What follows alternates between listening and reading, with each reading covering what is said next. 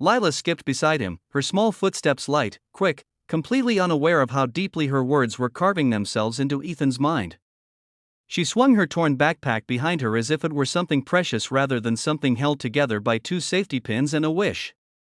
Her energy filled the narrow street like sudden sunlight breaking through a cloudy morning, and Ethan found himself slowing down just to match her pace. She told him about school, not in the bored, dragging tone most children used, but with a bubbling excitement that made even the mundane sound magical. She talked about how her teacher always wore mismatched earrings, how her best friend drew superheroes in every notebook, how the playground slide had a dent that made them bounce at the end.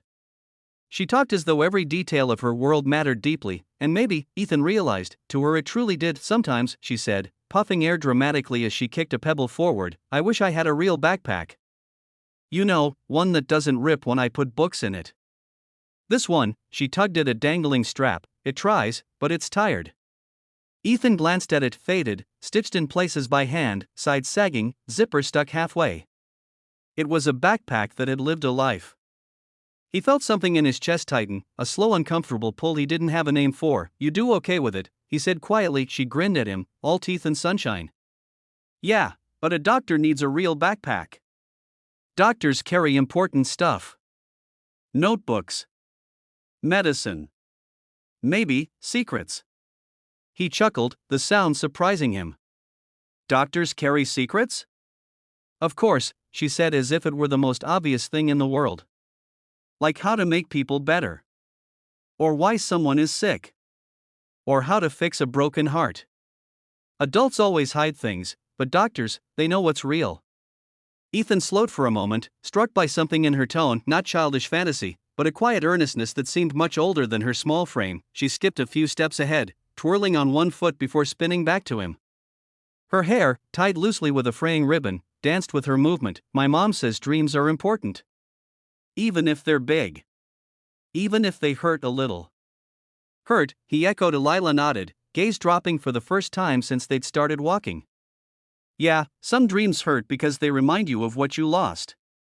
She pressed her shoe into dusty ground, tracing circles absent-mindedly. My dad always said I could be anything. Anything at all. Her voice softened to a whisper. But he's not here anymore.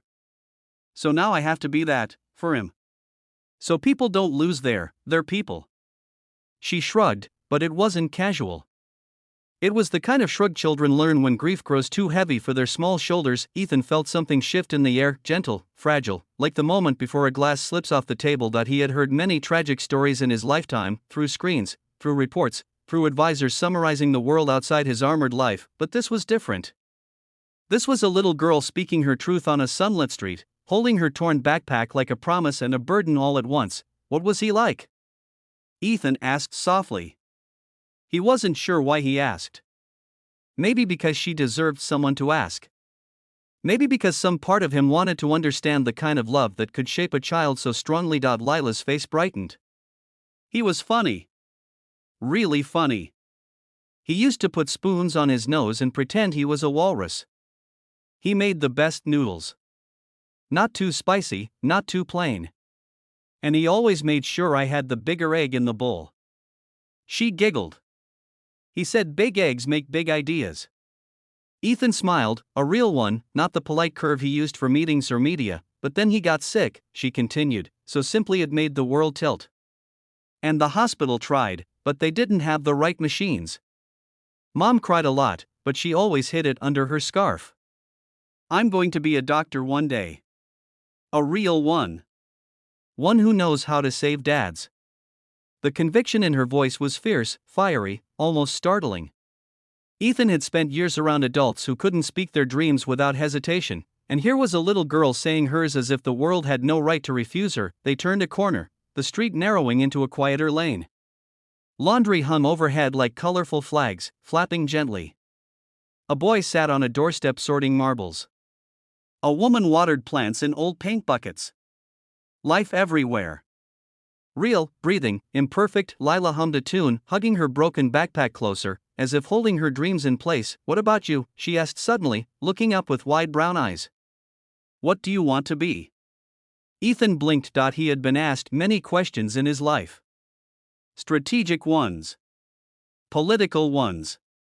manipulative ones. But never this. Never something so simple, so sincere, so disarming. He swallowed. I don't know. How long had it been since he allowed himself to think of what he wanted, not what was expected of him? He had built an empire on duty, responsibility, reputation, survival. Wanting something for himself, something human, felt foreign. That's okay, Lila said, bumping her shoulder lightly against his arm. Grown-ups forget sometimes. But you can still figure it out. Even old people can. Ethan gave her a wounded look. Old? She laughed, loud and free. Well, not too old. Maybe a little old. I'm 36. She gasped dramatically. Whoa. That's like ancient. And somehow, the weight he carried all his life loosened just a bit. They walked together in companionable silence for a moment. She balanced on the cracks in the ground, using them as imaginary tightropes. Ethan watched her, feeling strangely protective of this small spark of light walking beside him. Lila, he said eventually, you're going to be an incredible doctor. She lit up as if someone switched on a lamp inside her. You think so? I know so. She grinned again, that unstoppable blaze of hope returning. One day, she said proudly, I'll have a stethoscope. A real one. And a white coat that's too big at first, but I won't care. And a backpack that doesn't break. She lifted her chin. And I'll help everyone. Not just rich people. Everyone.